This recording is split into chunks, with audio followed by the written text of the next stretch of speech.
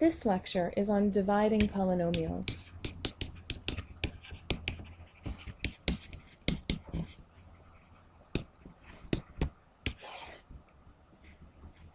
We've already learned how to simplify rational expressions.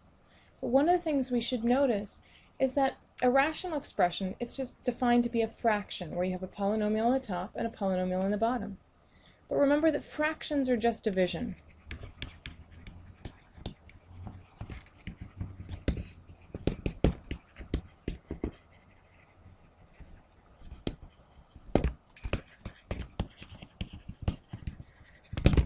So, a rational expression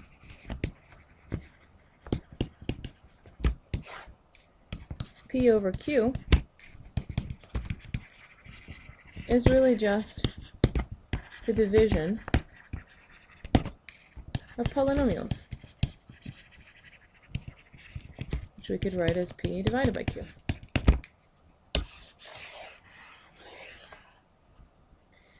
So when we talk about dividing polynomials, that's really just another way that we can try to rewrite rational expressions. This is similar to what we can do with regular old numbers.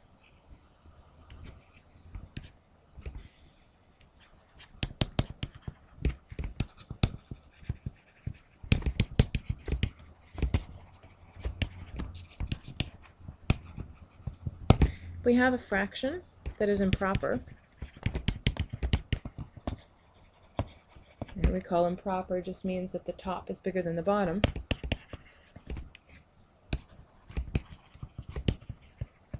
And we can rewrite that fraction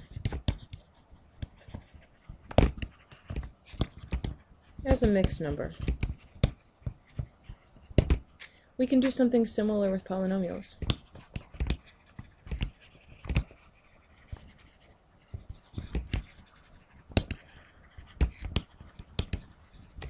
Rational expressions.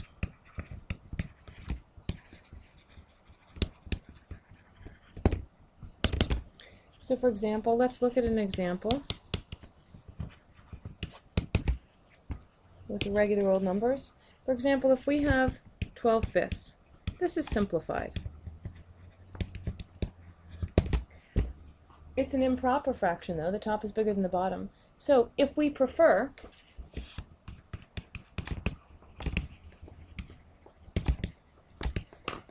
we can write 12 divided by 5, and we can actually carry out the long division and turn this into a mixed number.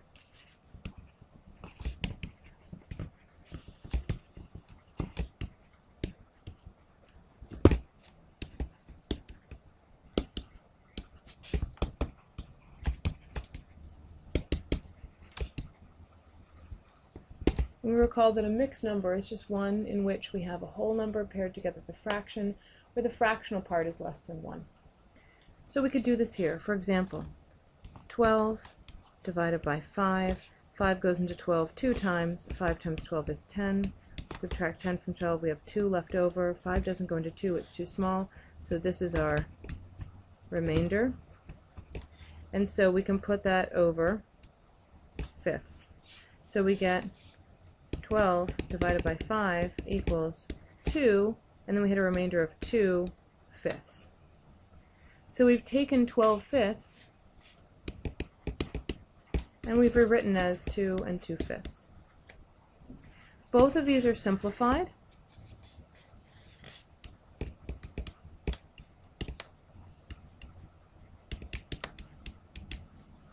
It's just that this one is a mixed number and this one is an improper fraction.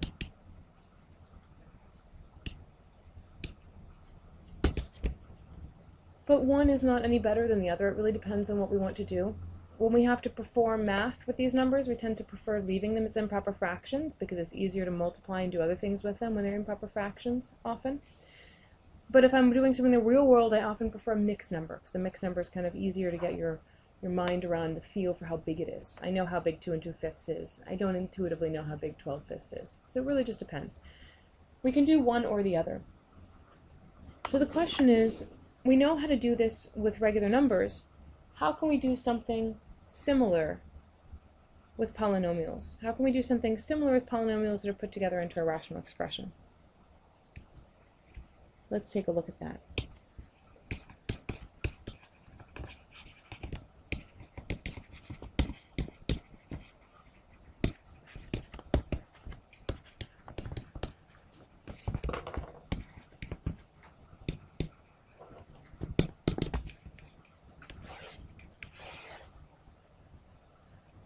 So let's start with this one. Suppose we have 3x squared minus 5x plus 2 divided by x minus 3. And I'm asked to go ahead and divide.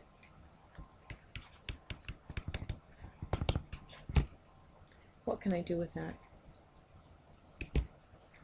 Well, the top does seem to be bigger than the bottom in the sense that x is squared on the top, on the bottom x is not squared. So we can't really say what's bigger, not knowing what the value of x is. But in terms of being more complex, could we divide the top by the bottom? We could perhaps, because of course x can go into x squared, because the degree is higher.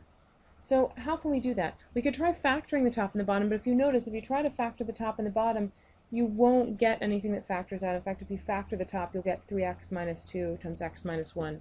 Well, we don't have x minus 3 there, so we can't cancel it out that way. But we can try using something very similar to long division. This is a kind of long division for polynomials. So here's what I do. I write it just like the regular long division I'm used to. I say 3x squared minus 5x plus 2 under the division bar. And I put x minus 3 outside the division bar. So how do I do it? Well, very similar to the way I do regular long division. I say, how many times does x minus 3 go into 3x squared minus 5x?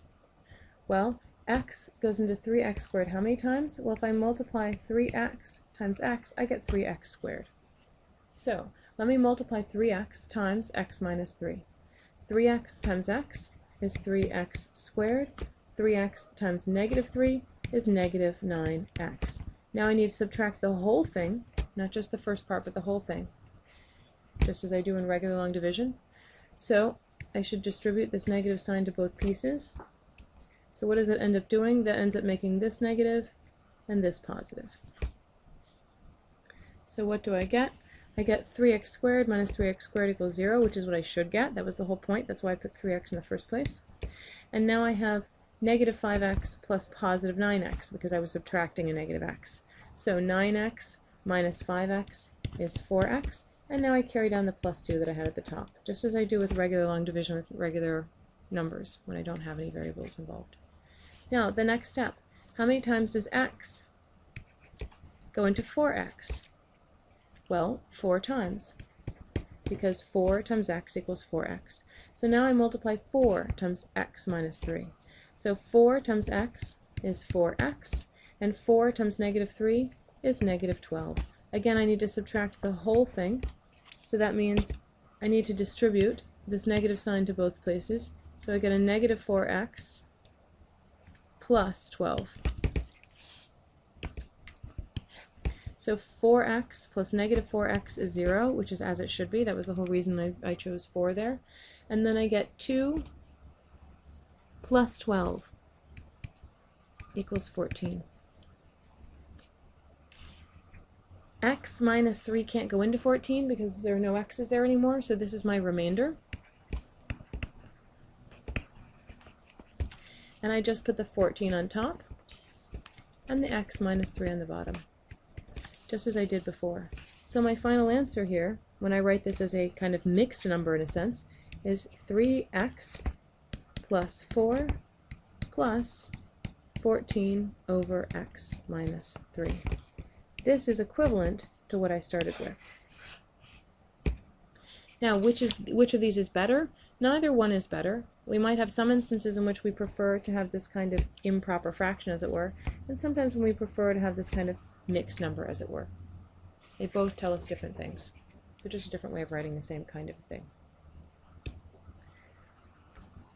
And we can see this whole method is exactly like what we do when we do long division. If we're very careful to perform the procedure the same way we do with regular numbers, it works just the same way. It works for just the same reasons as it does with long division. Now we might be interested to stop and ask for a moment, why does this work?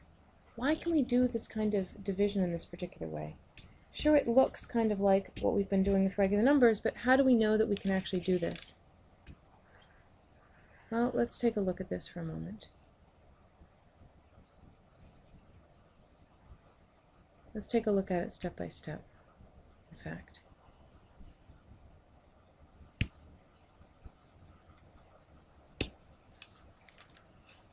What are we really doing in each step?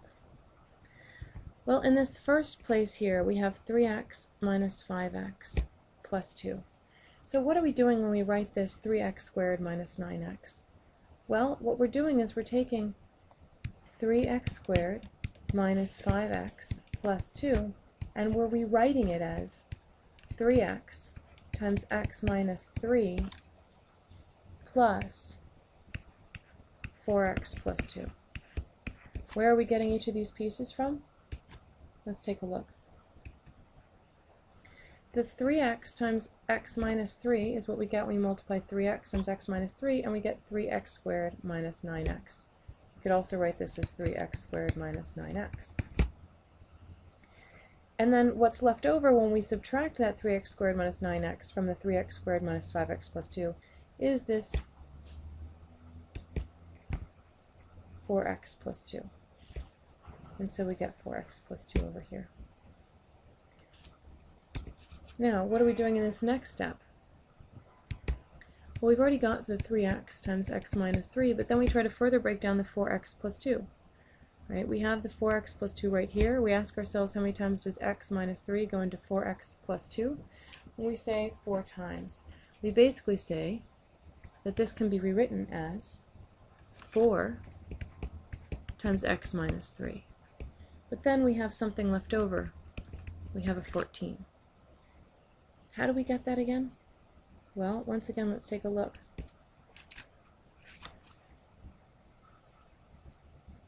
The 4 times x minus 3 is what we get when we multiply 4 times x minus 3. It comes because we get this 4x minus 12.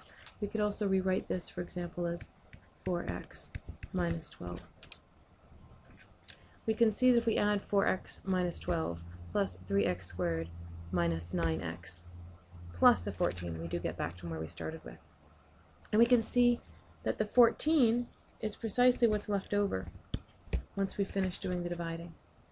So we can see that this part here we were able to rewrite as 3x plus 4 times x minus 3. This part here we can't rewrite as a factor as x minus 3.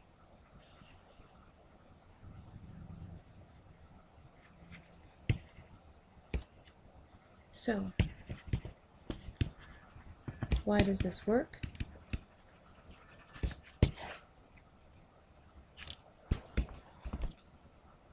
Well, if we think about this, what we're basically saying is if we have 3x squared minus 5x plus 2 divided by x minus 3, and if we can rewrite 3x squared minus 5x plus 2 like this as 3x times x minus 3 plus 4 times x minus 3 plus 14, and we're dividing the whole thing by x minus 3, it's obvious that these pieces that we could write as a product of x minus 3 will have a nice cancellation that will happen here.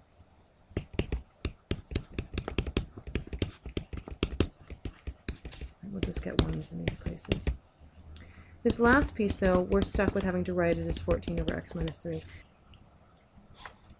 So we can see that we would get 3x plus 4 plus 14 over x minus 3, and we can see why that would be equivalent. So really all long division does, the long division procedure just gives us a way for us to figure out how to write this part of the equation. Okay, let's try this procedure in a few other equations, because in terms of actually doing the long division, it's very similar to when we just divide plain old numbers. Let's try a second one. Let's suppose we want to divide 8x cubed minus 27 divided by 2x minus 1. The division is very straightforward. The only difference here is that we notice we have an x cubed but no x squared and no x. We want to fill in those places because when I do the division I need to be able to keep track of what place things are in. So I'm going to say plus 0x squared plus 0x minus 27. So these are still obviously equal to 0, but this way I have everything lined up in its proper place. And out here I have 2x minus 1. So I do this just as before. How many times does 2x go into 8x cubed? Well, 2 times 4 is 8, and x times x squared is x cubed, so that should work. So 4x squared times 2x is 8x cubed. 4x squared times negative 1 is negative 4x squared. I need to subtract the whole thing, so I need to be careful to distribute that negative sign to each piece. So the 8x is going to become negative, and the 4x squared is going to become positive. And so when I go ahead and do the subtraction, I get 8x cubed minus 8x cubed is 0. 0x squared plus 4x squared is 4x squared. And now I bring down my 0x. How many times does 2x minus 1 go into 4x squared plus 0x? Well, 2x goes into 4x squared. 2 goes into 4 2 times, and x goes into x squared, x. 2x times 2x is 4x squared. So 2x times 2x is 4x squared, and 2x times negative 1 is negative 2x. I need to subtract the whole thing. So again, I need to distribute my negative sign to each piece. So the 4x squared becomes negative, and the negative 2x becomes positive. So we get 4x squared minus 4x squared equals 0, and 0x plus 2x equals positive 2x. I carry down my plus negative 27 here. How many times does 2x minus 1 go into 2x plus negative 27, or 2x minus 27, whichever way we want to think about it? Well, 2x goes into 2x one time, so 1 times 2x is 2x. 1 times negative 1 is negative 1.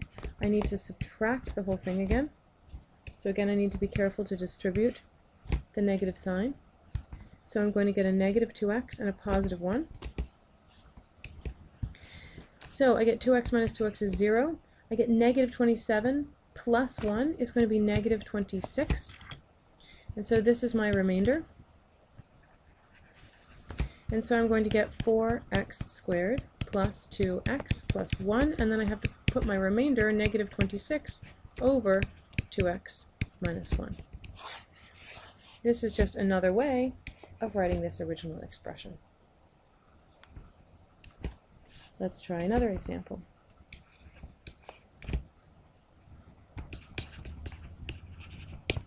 Let's divide x to the 4th minus 3x squared plus 2 divided by x squared minus 3. Again, the same procedure. I'm going to start by putting the x to the 4th minus 3x squared plus 2 underneath my division, my long division sign here. And again, because I'm missing an x cubed and an x, I'm going to fill in those spots. So I'm going to say x to the 4th. I don't have an x cubed, so I'm going to say plus 0x cubed minus 3x squared. I don't have an x, so I'm going to say plus 0x, and then I have a plus 2. And out here, x squared minus 3.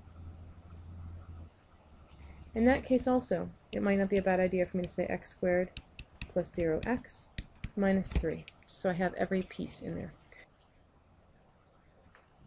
So we begin by asking, how many times does x squared go into x to the 4th? Well, it will be x squared, because x squared times x squared equals x to the 4th. X squared times 0x equals 0x cubed. X squared times negative 3 is negative 3x squared. Subtract the whole thing. So we need to distribute the negative sign to each piece. So we get negative x to the 4th plus negative 0x cubed plus 3x squared. X to the 4th minus x to the 4th equals 0. 0x cubed minus 0x cubed equals 0. Negative 3x squared plus 3x squared equals 0. We carry down the 0x. We carry down 2. And we see that x squared these are all just zeros. So we see that x squared is not going to go into 2. It's a lower degree than x squared. So this, just the number 2, is our remainder. And so we get x squared plus 2 over x squared minus 3.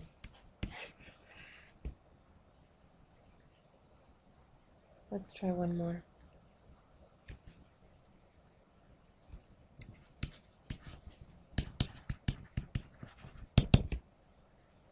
We'll divide 9x cubed minus 6x squared plus 13x minus 5 by 3x plus 2.